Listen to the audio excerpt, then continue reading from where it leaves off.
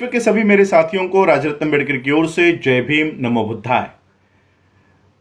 The बुद्धायनीज धम्मा के पहले भाग में, पहले एपिसोड में आप सभी लोगों का स्वागत है। इस एपिसोड को शुरुआत करने से पहले आज रमजान महीने की शुरुआत हो रही है, तो विश्व के सभी मेरे साथियों को रमजान महीने की बहुत बहुत ढेर सारी आप सभी लोगों को मंगल कामना। द बुद्धायनीज धम्मा की ओर हम लोग मुड़ते हैं। द बुद्धायनीज धम्मा के परिचय को शुरुआत करने से पहले मैं एक बात आप सभी लोगों को स्पष्ट करना चाहता हूं। द बुद्धायनीज धम्मा डॉक्टर बाबा साहब अम्बेडकर जी ने जो ग्रंथ लिखा, इस ग्रंथ को लिखने के लिए बाबा साहब अम्बेडकर जी ने 5.5 साल बाबा साहब अम्बेडकर जी ने इस ग्रंथ को निर्माण करने के लिए लगाया।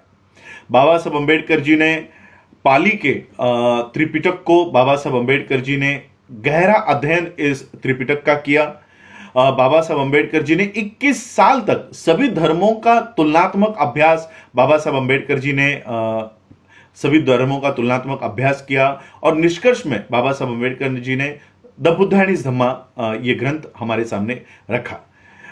दिक्कत यह है कि बाबा साहब अम्बेडकर जी ने द बुद्धायनीज धम्मा ये ग्रंथ हमारे सामने 1957 में बाबा साहब अम्बेडकर जी का ये ग्रंथ प्रसिद्ध हुआ। बाबा साहब अम्बेडकर जी का महापरिनिर्वाण ये 6 दिसंबर 1956 को हुआ। 5 दिसंबर के रात के 2 बजे तक डॉक्टर बाबा साहब अम्बेडकर इस द बुद्धायनीज धम्मा की प्रस्तावना बाबा साहब अम्बेडकर लिख रहे थे। बाबा साहब अम्बेडकर जी के जीवन का सबसे महत्वपूर्ण ग्रंथ अगर कोई है तो वो है द बुद्धायनीज धम्मा। इस ग्रंथ को बनाने के लिए, लिखने के लिए, निर्माण करने के लिए बाबा साहब ने कई सारी बुद्धिज्म के ऊपर की ग्रंथों का अध्ययन किया और बाबा साहब ने ये बुद्धायनीज धम्मा हमारे सामने रखा है। बुद्धायनीज धम्मा ये हमारे सामने कैसे आया, उसकी एक बात, बाबा साहब अम्बेडकर जी की एक बात आप लोगों को बताना चाहता हूं। जब बाबा साहब अम्बेडकर बुद्ध के चरित्र के ऊपर लिखने के लिए बैठे, तब बाबा साहब अम्बेडकर जी ने त्रिपिटक, ये जो बुद्ध की ग्रंथ है, निकाय है, ये पढ़ना शुरू किया। जब बाबा साहब ने त्रिपिटक को पढ़ना शुरू किया तो बाबा साहब अम्बेडकर अपने सर पर हाथ रख के बैठ गए और उन्होंने देखा कि ये सारा क्या है। ये सब ब्राह्मणवाद ये सारा त्रिपिटक में घुसा दिया है, अवतारवाद घुसा दिया है। बुद्ध एक जगह से प्रकट निकलते हैं, दूसरी जगह पे प्रकट होते हैं, अपने मरे हुए माँ को जाके पुनर्जन्म, उस जन्म में जाके दीक्षा देते हैं। ये सारा कर्मकांड जो त्रिपिटक में घुसा दिया था वो बाबा साहब ने पढ़ा। बाबा साहब सोचने लग गए कि बुद्ध ने जिस कर्मकांड के खिलाफ, जिस ब्राह्मणवाद के खिलाफ अपने पूरे जीवन का संघर्ष किया, उसी कर्मकांड को बुद्ध के जीवन में घुसा दिया गया है। बाबा साहब ने बुद्धायनीज धम्मा लिखने में एक निष्कर्ष लगाया, एक निकष लगाया कि जो जो बुद्धि के ऊपर, जो जो विज्ञान के ऊपर खरा उतरता है, केवल वही बुद्ध का है, और बाकी जो जो विज्ञान के ऊपर और बुद्धि को सुसंगत नहीं लगता वो सारा ब्राह्मणों का है। और बाबा साहब ने ये तर्क का फिल्टर, ये तर्क की छाननी बाबा साहब अम्बेडकर जी ने त्रिपिटक को लगाई और ये द बुद्धायनीज धम्मा हम लोगों को बाबा साहब अम्बेडकर जी ने हम लोगों को दिया। ये जेरोक्स है मेरे पास, क्योंकि ओरिजिनल, अब ये ओरिजिनल नहीं मिलती, ओरिजिनल मिलती है लेकिन इसकी जो कॉपीज है वो मिलती है, लेकिन ये द बुद्धायनीज धम्मा जब आज के जमाने में हमारे हाथ में आ जाता है तो वही धम्मा, द बुद्धायनीज धम्मा, भगवान बुद्ध और उनका धम्म हो जाता है। देखो ब्राह्मण किस तरह से काम कर रहा है। बाबा साहब ने कहीं पर भी बुद्ध का उल्लेख लॉर्ड बुद्धा नहीं किया, जिसका हिंदी या मराठी अनुवाद भगवान बुद्ध होता है। बाबा साहब ने बुद्ध का उल्लेख द बुद्धा किया हुआ है, वहीं पर हिंदी, मराठी और बाकी के जो अनुवाद है वो द बुद्धा का हिंदी अनुवाद भगवान बुद्ध हो जाता है, मराठी में भगवान बुद्ध हो जाता है। और इसलिए द बुद्धायनीज धम्मा के ऊपर बारकाई से एक एक करके आज से मैं आप लोगों के सामने ये एपिसोड्स लेकर आऊंगा। तो हम जानते हैं कि भगवान द बुद्धायनीज धम्मा और इस ग्रंथ के बारे में मैं आप लोगों को समझाना चाहूंगा। उससे पहले ये जो ग्रंथ मैं लेकर आया हूं, डॉक्टर बाबा साहब अम्बेडकर जी के जो सहकारी थे LR बाली जी, उनके लाइब्रेरी से मुझे ये प्राप्त हुई। उन्होंने मुझे ये जेरोक्स प्राप्त करा के दी। इसकी जेरोक्स हमने निकाली है हमारे चंद्रपुर के एडवोकेट बीटी शेंडे सर जी ने मुझे ये जेरोक्स मुझ तक लाकर दी है। ये पढ़ने के बाद कहीं पर भी मुझे बाबा साहब अंबेडकर बुद्ध का उल्लेख किसी भी पन्ने पर लॉर्ड बुद्धा नहीं करते, द बुद्धा करते हैं। और एक बात और एक मैं आप लोगों को इस original Buddha and his Dhamma के बारे में समझाना चाहूंगा। हर एक पन्ने पर, ये 2 पन्ने एक ही पन्ने के ऊपर मैंने ताकि इसकी जो लेंथ है वो कम हो, इसलिए मैंने 2 पन्ने एक पन्ने के ऊपर लिए हैं। हर एक पन्ने के ऊपर बाबा साहब अंबेडकर इस तरह का चिन्ह, ये इस तरह का चिन्ह जैसे एक शिक्षक अपने बच्चों को, अपने विद्यार्थियों को सिखा रहा है, उस तरह का, इस तरह का चिन्ह हर एक पन्ने के ऊपर बाबा साहब छापते हैं।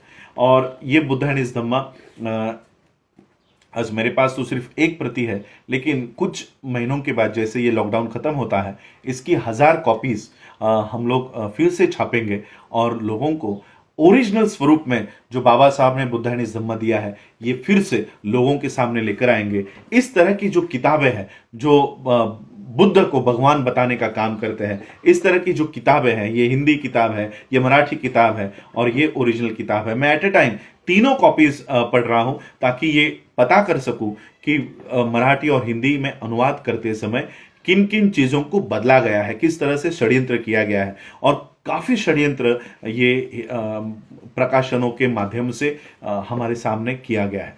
तो ये सारी बातों को थोड़ी देर साइड में रखते हुए मैं आप लोगों को बताना चाहूंगा कि बाबा साहब अंबेडकर जी ने द बुद्धा एंड हिज धम्मा का जो परिचय लिखा, बाबा साहब अंबेडकर जी अपनी आखिरी सांस तक, क्योंकि 5 दिसंबर 1956 की रात की जो नींद बाबा साहब अंबेडकर जी को लगी, वो हमेशा के लिए फिर बाबा साहब अंबेडकर जी की वो नींद से बाबा साहब कभी उठ नहीं पाए। वो आखिरी दिन बाबा साहब अंबेडकर जी का था और आखिरी दिन तक बाबा साहब अंबेडकर अपने परिवार की विल नहीं बना रहे थे। अपने परिवार को, अपनी संपत्ति किस किस को क्या क्या देना है, इसके ऊपर बाबा साहब अंबेडकर काम नहीं कर रहे थे।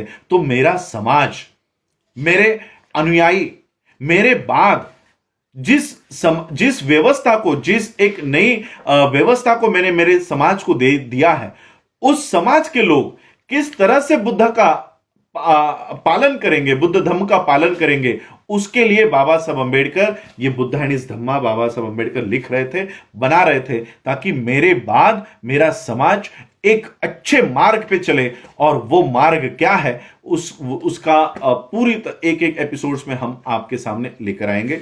तो सबसे पहले शुरुआत करते हैं परिचय को लेकर। बाबा साहब अंबेडकर बुद्धा एंड हिज धम्मा का परिचय लिखते हैं और परिचय में बाबा साहब अंबेडकर लिखते हैं कि एक बहुत बड़ा वर्ग भारत के लोगों में, एक बहुत बड़े वर्ग के लोगों में यह भावना निर्माण हो रही है और बुद्ध के प्रति उनकी जो आस्था है, उनकी जो इंटरेस्ट है, यह बढ़ते जा रहा है। और उनकी एक मांग है कि बुद्ध का जीवन और बुद्ध की शिक्षाओं के ऊपर एक कथन करने वाली, एक उनकी जीवन को सामने लाने वाली, सुसंगत तरीके से सामने लाने वाली एक ग्रंथ हमारे पास होना चाहिए। बाबा साहब लिखते हैं कि किसी भी अबौद्ध को, जो बौद्ध नहीं है, उसको बुद्ध के जीवन के ऊपर और बुद्ध के शिक्षाओं के ऊपर लिख पाना यह बहुत कठिन काम है। निकायों में जो निकाय बुद्ध के हमारे सामने है, उसको अगर हम पढ़ते हैं तो बुद्ध का जीवन, बुद्ध की शिक्षाओं को सुसंगत तरीके से रख पाना यह बहुत कठिन काम है। बाबा साहब अंबेडकर आगे चल के लिखते हैं, उसी परिचय में, इंट्रोडक्शन में लिखते हैं कि संसार में जितने भी धर्म हैं, उन धर्मों के संस्थापकों में बुद्ध का धम्म ही ऐसा है और बुद्ध ही एक में वैसे व्यक्ति है कि जिनके जीवन को और जिनकी शिक्षाओं को आसान तरीके से रख पाना यह बहुत बड़ी समस्या है। बाबा साहब अंबेडकर दूसरी तरफ विश्व के सभी लोगों को, बौद्धों को, इन समस्याओं के ऊपर चर्चा करने के लिए प्रेरित करते हैं कि क्या यह हमारा कर्तव्य नहीं है कि इन समस्याओं को दूर किया जाए, इन समस्याओं के ऊपर चर्चा की जाए। और वो समस्या क्या है, यह Baba Saheb Ambedkar the Buddha and his Dhamma के इस ग्रंथ में विश्व के लोगों के सामने लेकर आते हैं। यह जो बुद्धा एंड हिज धम्मा है, यह कोई ब्राह्मणों जैसा पठन करने वाला ग्रंथ नहीं है। यह उन 4 समस्याओं के ऊपर बात करने वाला यह ग्रंथ बाबा साहब अंबेडकर जी ने विश्व के लोगों के सामने दिया। बाबा साहब अंबेडकर खुद इस समस्याओं की शुरुआत करते हैं, लोगों के सामने रखते हैं, ताकि लोग अपना जो इनपुट है, अपनी जो विचार है, इन समस्याओं के ऊपर दे सके। पहली समस्या बाबा साहब रखते हैं कि पहली समस्या बुद्ध के बारे में यह है कि उनके प्रवर्जा लेने में जो बातें बताई गई है, सबसे पहली समस्या तो यह है, बुद्ध ने जो प्रवर्जा ली है वो कहा जाता है, पारंपरिक उत्तर है कि बुद्ध ने एक बूढ़े व्यक्ति को देखा, एक रोगी को देखा और एक मृतक की लाश को देखा, और यह सब देखने के बाद उन्होंने प्रवर्जा धारण की। बाबा साहब कहते हैं कि यह कैसे मुमकिन है कि 29 साल के आयु में सिद्धार्थ ने कभी भी यह दृश्य नहीं देखा होगा। बाबा साहब कहते हैं मैं यह मानने के लिए तैयार नहीं हूं। यह बुद्ध के जीवन की एक सबसे पहली समस्या है, जिसका उत्तर बाबा साहब अंबेडकर जी ने इस ग्रंथ में दिया है। क्या वाकई में बुद्ध ने इसलिए सिद्धार्थ ने प्रवर्जा इसलिए धारण की क्योंकि उन्होंने ये दृश्य देखे थे? दूसरी समस्या है 4 आर्य सत्यों के बारे में। क्या ये 4 आर्य सत्य बुद्धिज्म में बाद में किसी ने घुसा दी गई है? क्या ये सही में बुद्ध के मूल शिक्षाओं का भाग है? 4 आर्य सत्य कहते हैं कि जीवन ये पूरी तरह से दुख है, मरण भी दुख है, और इस दुख से आप बाहर नहीं आ सकते। बाबा साहब कहते हैं कि इस तरह का धम्म अगर हम लोगों के सामने लेकर जाते हैं तो कोई भी इस धम्म की ओर नहीं मुड़ेगा। अगर जीवन ही दुख है, मरण भी दुख है, तो गौतम बुद्ध भी क्या कर सकता है, बौद्ध धम्म भी क्या कर सकता है हमको इस दुख से बाहर निकालने के लिए? इसलिए बाबा साहब कहते हैं कि क्या यह मूल शिक्षाओं के, बुद्ध की मूल शिक्षाओं का भाग है या बाद में किसी ने बुद्धिज्म में इसको घुसा दिया है? तीसरी समस्या बाबा साहब लोगों के सामने रखते हैं, क्या बुद्ध ने सही में पुनर्जन्म और कर्म के ऊपर बात रखी है? क्या उन सिद्धांतों को माना है? एक तरफ बुद्ध आत्मा का इनकार करते हैं कि आत्मा नाम की कोई चीज पूरे विश्व में, इस पृथ्वी पर नहीं है। उसी दूसरी तरफ बुद्ध यह कबूल करते हैं कि पुनर्जन्म और कर्म का सिद्धांत उन्होंने ये माना है। बाबा साहब कहते हैं कि ये कर्म और पुनर्जन्म का सिद्धांत क्या वही सिद्धांत है जो ब्राह्मणों का सिद्धांत है? इसके ऊपर भी ये बुद्धानिस धम्मा ये उत्तर देता है। और चौथी समस्या भिक्षुओं के बारे में है। बाबा साहब कहते हैं क्या भिक्षु का काम सिर्फ एक पूर्णत्व प्राप्त किया हुआ मनुष्य तैयार करने का जो हेतु है, क्या वही हेतु सिर्फ बौद्ध भिक्षुओं का है? क्या बौद्ध भिक्षु एक सोशल सर्वेंट नहीं है? क्या उसका काम समाज का सेवक बन के समाज की सेवा करने का काम बौद्ध भिक्षुओं का नहीं है? तो ये 4 समस्या बाबा साहब अंबेडकर जी ने बुद्धानिस धम्मा के माध्यम से इसके ऊपर हल निकालने का काम बाबा साहब ने बुद्धानिस धम्मा में किया है। कल के एपिसोड से हम देखेंगे, पहली समस्या के ऊपर हम लोग ये बात करेंगे कि क्या वाकई में बुद्ध ने ये सारे प्रसंग, एक रोगी, एक मृतक और एक लाश को देखा, इसलिए सिद्धार्थ ने प्रवर्जा धारण की और वो बुद्धत्व का निर्माण उन्होंने किया, प्राप्त किया। इस समस्या के ऊपर हम लोग पहले अध्याय में, पहले चैप्टर में हम लोग बात रखेंगे। बाबा साहब अंबेडकर जी की द बुद्धानिस धम्मा के ऊपर डिटेल में, सादे और आसान तरीके से हम लोग ये बात पूरे विश्व के लोगों के सामने लेकर आएंगे। जिस तरह से आप लोगों ने द अनटोल्ड अंबेडकर के भागों को सराहा, ज्यादा से ज्यादा लोगों तक आप लेकर गए, मैं चाहता हूं कि बाबा साहब अंबेडकर जी के जीवन का सबसे महत्वपूर्ण अंग बौद्ध धम्म को एक आसान और सरल तरीके के माध्यम से लोगों के सामने आप लोग मेरे इस एपिसोड्स के माध्यम से आप लोग लेकर जाए। मैं भी चाहता हूं कि इसके ऊपर लोगों में चर्चा शुरू हो और बुद्धिज्म का जो मूल हेतु बाबा साहब ने सामने लेकर आया है, बाबा साहब नहीं चाहते थे। बाबा साहब ने एक चैप्टर में, द बुद्धानिस धम्मा के एक चैप्टर में, कई सारे भिक्षु कहते हैं कि बाबा साहब ने विपश्यना का समर्थन किया है, लेकिन मैं आपको जैसे जैसे हम लोग इस चैप्टर्स में आगे बढ़ते जाएंगे, वहीं पर मैं आपको बताऊंगा बाबा साहब ने विपश्यना का भी विरोध इस बुद्धानिस धम्मा में किया हुआ है। क्या बुद्ध का धम्म सिर्फ आंखें बंद करके विपश्यना करने पर और ध्यान साधना देने पर जोर देता है, या कोई सामाजिक संदेश भी बुद्ध ने दिया है? बाबा साहब ने ये सारा मूल इस ग्रंथ के माध्यम से हमारे सामने लेकर आया है। आप इस एपिसोड को भी चाहेंगे, ऐसी कामना करता हूं। आप लोगों ने मुझे सुना, उसके लिए आभार, धन्यवाद। जय भीम, जय भारत, जय बुद्ध।